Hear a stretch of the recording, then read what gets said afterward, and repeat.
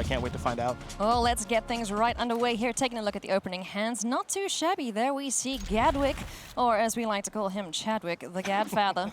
He's going to play a pretty big role in this, and a lot of you were saying, you know, Gadwick is kind of the card that this deck, or the style of deck, needed to just, you know, put the cherry on top of the matchup for them. Well, Gadwick is an interesting card insofar as I think everyone knew when it was previewed that we all knew it was powerful. It was just how we're going to go about using this card to the best of its ability. Shahar looks like he has found a way to do that. And speaking of powerful cards that were previewed early on that we didn't know how to use, Priest of Forgotten Gods has certainly found a home in Standard. Oh, yes, indeed. So, pretty good start here from Butakov. He's got Priest of Forgotten Gods, he's got Cauldron Familiar, and another one to follow it up. Also, Claim the Firstborn if Shahar decides to run anything out, but not just yet. He does have the Bone Crusher Giant and Stomp to deal with this Priest. We've seen how the Priest can just run away with the game, can absolutely obliterate a board state.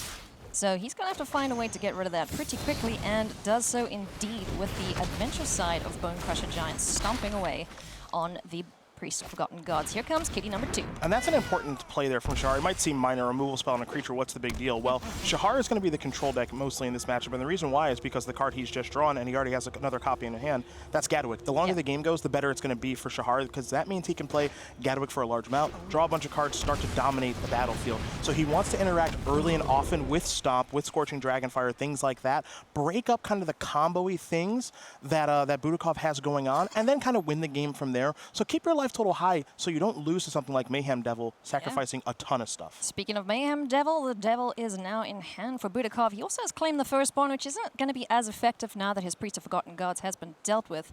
So we're just going to see the Mayhem Devil run out. It's going to hang out there for a little bit. He will get a trigger off the Fabled Passage when it is sacrificed. So probably just going upstairs, pinging away at dear Ral there. Yeah, so this isn't bad, and what I like about this, right, is because he's going to get a mountain, he's going to play Claim the Firstborn, give me that Bone Crusher Giant, let's get some damage in here. Again, Butakov wants to shorten the game. Yeah. Obviously, there are synergies in his deck where he's able to do some pretty crazy stuff with Claim the Firstborn, but in this instance, he just says, you know what, let me get a bunch of damage in, let me put you down to 7.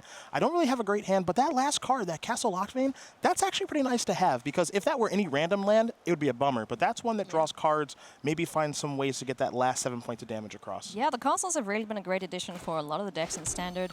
We've seen Castle Garenbrig a little bit. We've seen Castle Lockdoin just being absolutely awesome for drawing cards, and especially Castle Vantress in the blue deck, which we might see a little later on today. But Cauldron Familiar, Castle Lockdoin, I like some cat power, so let's get this kitty cat going. Dmitriy Butakov wants to get this game over and done with ASAP. What does Shahar need? Well, Shahar, I think one of the best draws, well, actually, for right now, Shahar's actually got things that he can work with here. So this is not the end of the world. You see an attack here from Butakov, and if you're Shahar, you're thinking, okay, well, only 2 cards in hand. I'm curious about what exactly my opponent may have in hand. But I actually think this part is pretty straightforward with Briarborn, Cutthroat, and just doing some blocking. Because we need to keep our life total high. The ability for Cauldron Familiar and Witch's Oven to be able to slowly kill you, Mayhem Devil to be able to slowly kill you, you just have to keep your life total as high as you can. So unfortunately for Shahar, Fabled Passage is not an ideal land there because of Mayhem Devil and it being symmetrical. Any sacrifice gets to ping you, so now Shahar's down to 6. He's got to stabilize this battlefield. More importantly, he's got to get that Mayhem Devil off the battlefield. Yep, and he's going to do exactly that. Trading the Bone Crusher Giant, the Brineborn Cutthroat will block one kitty cat, and Stomp will take care of the other one, putting the counter on the Brineborn. So that will not be a trade there with kitty cat number 1. But yeah, this is looking all right now for Shahar. This is good news. Only another cat and Lockthwain in hand. Yeah, so this is good news for Shahar so far, but I imagine if you were to hear his internal monologue and he sees that Castle Lockthwain being the last card, he'd go, okay, that's not great because that's a way for my opponent to actually draw some cards to maybe steal this one from me. If I'm Shahar, I'm saying, okay, I'm at 5. Now I need to figure out the best ways to try to kind of get this game over with. I've got a Bone Crusher Giant over there on an adventure.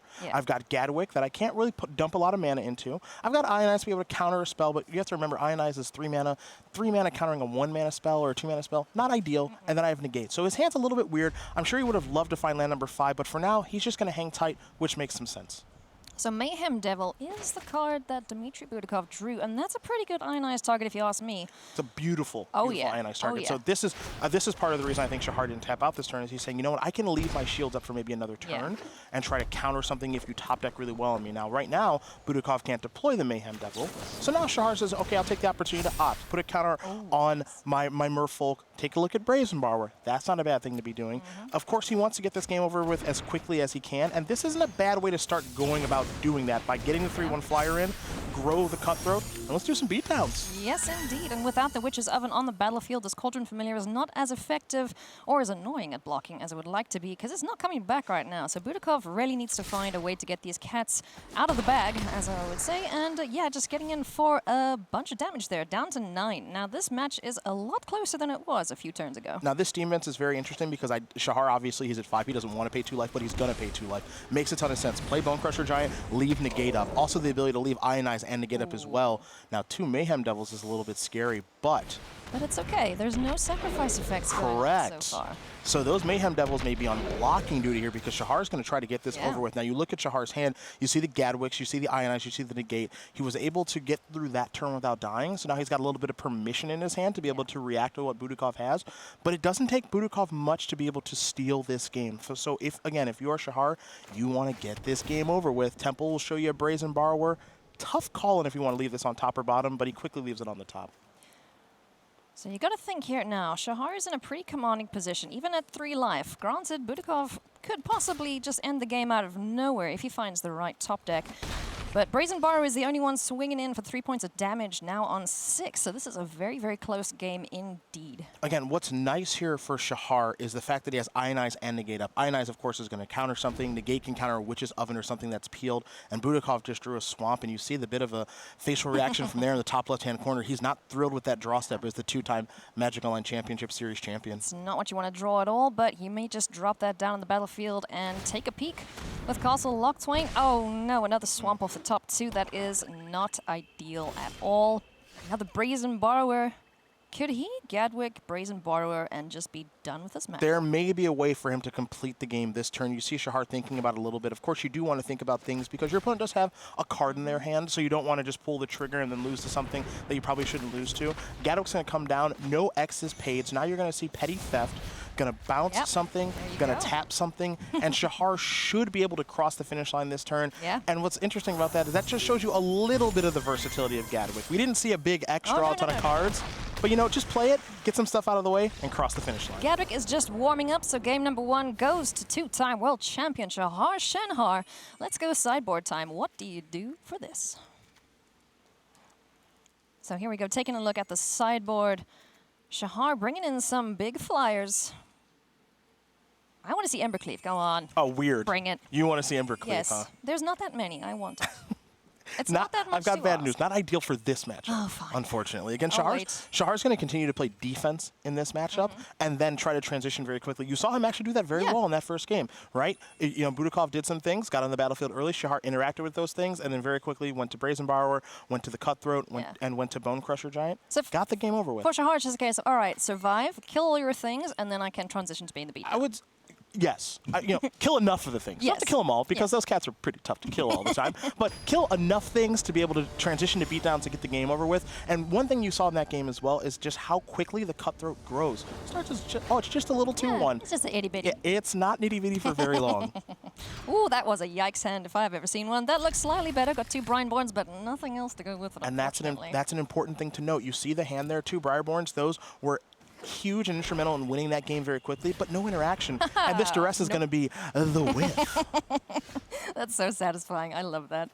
So depends on whose side. I know, but you know, he's seen it now, and he also goes, okay, that's an okay hand, I can deal with this. But one card I was quite interested in against this matchup specifically is Blast Zone, because that can just blow up a bunch of the 1-drops. It can have a significant impact on the game, so unquestionably. Oh, look, the Gadfather is now in hand for Shahar Shenhar, and there's the kitty cat. Hello. So do remember, for this particular game, Shahar had to mulligan a 6, and he had to keep a hand with 2 Cutthroats and a couple of lands, right? He's drawn Gadwick, which helped win that last game. Didn't need it maybe to completely win the game, but it allowed him to end the game quicker. But what you don't see this game was that Priest of Forgotten Gods dying right away. Oh, yeah. Shahar killed it right away the last game with Stomp. Now it's on the battlefield. Here comes a drill bit. Now we're getting a better idea here. Butakov seeing exactly what Shahar is working with and knows that, hey, my Priest of Forgotten Gods is online. I like that feeling. Oh, yes, indeed. All the Priest needs is another creature to sacrifice to the Forgotten Gods. And yeah, Shahar's stuff's just going to be very, very dead if he doesn't find a way to deal with his Priest. So he's got to find Stomp, got to find the Bone Crusher Giant, perhaps a petty thefting Brazen just- Borrower, but just finding land. Just any way to interact Yeah. is what Shahar needs right now. Now, Blast Zone does have the ability to interact in unique ways in this matchup, but it's a little bit slow to do it. You know, Yeah. not nearly as quickly as saying, stomp your Priest of Forgotten God, something like that. So, as you see, both players have two of their key 2-mana creatures in the battlefield. Ooh, When hello. left untouched, when Butakov is allowed to do his thing, that Priest of Forgotten Gods is way better than Brineborn Cutthroat. Oh, yes, indeed. Now, Mayhem Devil is in the mix, too. We've also got the Midnight Reaper. If you wanted to get to sacking straight away, granted, we know that there's another Brineborn Cutthroat in hand, so we can just flash that out and kill the smaller one. Which is the creature we get down first? Midnight Reaper, draw some cards off the sacks? Boy, that is a tough question, honestly, because this is what makes like kind of the decision tree so interesting. Mayhem Devil's so good in the deck, but Midnight Reaper in this spot is quite good. It looks like Budakov's going to go towards Mayhem Devil, and who can blame him? Yeah. I mean, this is one of the reasons to be Rakdos, Yeah. is because of this particular card and how powerful it is. And now if you're Shahar, look. I mean, there's also 2 pings coming off this Mayhem Devil with the sacrifice. Yes. So they'd both be dead anyway. Yes, so hold on. this is scary right now if Yeah. you're Shahar. You have no interaction, and Butakov knows it from the duress earlier and the drill bit earlier. So here we go, Brineborn Cutthroat number 2, joining his fishy friend on the battlefield. Priest of Forgotten Gods staring at both of them and drawing an opt. All right, so this could be useful, but what helps him in this situation? Because we're going to see a Midnight Reaper come down next turn, possibly with another creature if Butakov draws it. And getting aggressive here, I like it, because he knows this stuff is probably going to die. There's this irritating little pinger on the battlefield that's just going to kill everything. He's got to get a little bit of damage in while he can. But Oh. things are starting to get really, really ugly. If you were wondering what a Rakdos Sacrifice deck can do, just how good Priest of Forgotten Gods can be, let our Magic Online champion show you here in just a moment. You're going to see an opt-in response. Putting some counters on our Brineborn Cutthroat. What does Shahar find off the top? Something good. An opt? Yeah, sure. Another opt, not too bad. I mean, oddly, that's not the worst. Can I say optly? Optly? Optly, that's not Sure, the if worst, you because want. that can grow these creatures more. Yeah. But they're going to die soon, Cedric. They will. But you know, these are getting a little bit bigger from know the Mayhem Devil pings and stuff like that. So the Mayhem Devil pings are probably going to go upstairs, as it were, all that good stuff. But what I will say is, now Shahar again, he needs to find stuff. I think we might see a priest here. He's thinking about Yeah, it. now he might make the move. Yeah, let's kill this second Brineborn so Okay. it doesn't get out of reach. I like that. Yep. So Pingity ping. kill that with Yep. the 2 pings. Hope your opponent didn't draw something, Smack because him there's face one with unknown 2. card. Yeah. And now make him sacrifice that. Now this Nice. is when Theater of Horrors is a nice draw. This is Spicy. now this Rakdos deck is getting rolling, Ailey. Oh, yes, indeed. So very much the inverse to what we saw previously. And by the way, his sleeves are phenomenal. Ooh, Flame Sweep, though. Hello. Oh, yes, give me all the creatures, please. I bet you that is what Shahar is thinking right now. He's like, hey, yes, please, give Well, them. Flame Sweep is interesting insofar as you like it because it kills all this stuff. Yeah, but then it also gives him 3 cards. Yeah, right? so that's kind of the downside of it. Shahar was probably thinking when he found it nice, and the Midnight Reaper showed up, and it's like, eh. I would still want to kill that, though. And then you still have negate up for the Theatre of Horrors, which can also be really annoying by itself. Yeah, I mean, this is the ultimate rock in a hard place, and Yeah. insofar as Shahar is kind of forced to do this. Yeah. Right? He's not going to not do it, because then the creatures will kill him. So he's got to figure out the right time to play the Flame Sweep to kill all these creatures, but some cards will be on the way here for Butakov. He's got to love his positioning, though his facial expression doesn't really show it. It's their poker faces. Yes. Totally fine. Lots on the line here, of course, at Mythic Championship 7. Everybody wants their seat at Worlds next year. That's a Swamp. That is a Rankle, Master of Pranks, and a Duress. Nice. Ooh, and a Mayhem Devil. This Good is actually lord. this is a great string of draws because Duress gets to clear the path for something. Now he's going to that's take so the negate, and now Yeah. we can go towards Rankle. We can go towards Mayhem Devil. You know, Yeah. honestly, whatever Butakov wants to do here, because the coast is so clear.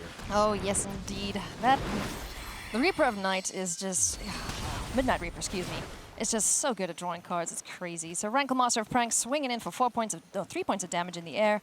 What does he choose? Each player discards a card, so not knowing that it's a mountain, but still you're happy to get rid of it. Steam Vents off the top. For Shahar, this is not looking great for our 2-time back-to-back world champion. Yeah, Rankle's going to start to run over this game a little bit here. Rankle's an incredibly powerful card. When previewed, I think everybody knew it was powerful, but again, it was just trying to find a home for the card. And previously, some other cards that we shall not mention pushed Rankle and plenty of others out of the way. But now, these cards get to play a little bit here. And Rankle, make no doubt about it, Ailey, it's an incredibly powerful 3/3 flyer with a lot of It text. is.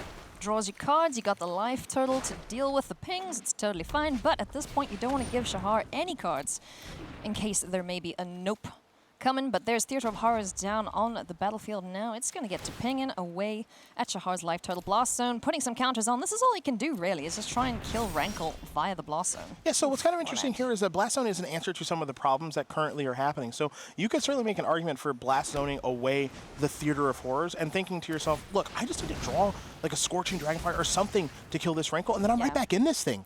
Because right now, Butakov isn't drawing the best. No. I would say he's not drawing the best. Gutterbones is something to do, but he's not drawing the best.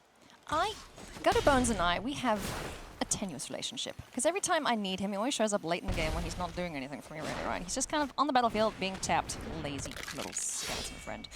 Ral's Outburst is a good draw, though. That will get rid of Rankle Master of Pranks, so at least that's one problem taken care of for Shahar, but he still has Gutterbones to deal with. And it is worth noting that Rankle caused the player Shahar to draw a card with that text. Yeah. So this prank may have backfired. Some people get upset at pranks. They fight back, and that's what Shahar's trying to do. And Bone Crusher Giant's not a bad find either. Well, you know what? Shahar Shenhar may just be right back in this. Yes. Now this needs to be a spell. Okay, that is a spell. That is not a bad start there for Butakov, but trust me, you're going to see a stomp right now. Let's kill this Gutterbones. Great. Priest of Forgotten Gods will come down. If Shahar's draw step is Gadwick, this game is going to shift in a big way. Ooh, I'm looking forward to that. Let's see what it is off the top. It is a Castle Vantress, which is pretty darn good. I don't hate that draw. I don't hate it at all, no. This is actually pretty good, because Priest is only doing 1 damage by itself. It needs some friends. Need some friends to cause Shahar some headaches. What does he find off the top? It's another Gutterbones. All right, fine. Skeletor, you are at least good for sacking things. But still, Priest does not have anything else to sacrifice. All right, things are looking good here. I actually think this game is shifting Shahar's way in a very big way. Butakov drawing 1 card per turn, doesn't have Castle Lockman, anything like that. Speaking of castles, Vantress is going to be activated here by Shahar. And ooh, there we go. This is beautiful. This is absolutely beautiful. All right, now we're cooking. Scorching Dragonfire can deal with creatures. Op can find some more goodness from Shahar's deck, so let's see how he orders this. I think we're just going to see Scorching Dragonfire on top, kill something perhaps. I think you leave Scorching Dragonfire on top. You actually leave both on top, and I think you're happy to draw the Scorching Dragonfire. I could opt and then get the Dragonfire. Well, you can do that, obviously, but I think what's kind of interesting is I think you want both cards. Now, he might just say, I'll opt into it right now, but also what Shahar is leaving himself the ability to do is say, if you play a creature, then I will opt into the Dragonfire. If you don't, I can just keep this opt. Yeah. And I don't actually have to use it. So it actually gives him a little versatility and flexibility with how his turn plays out. So I actually like this as opposed to just saying, you know what, I'm going to keep the Scorching Dragonfire on top, because if Butakov was to draw, I can't think of a card, but you might say, actually, let me opt past the Dragonfire and try to find something else. Yeah.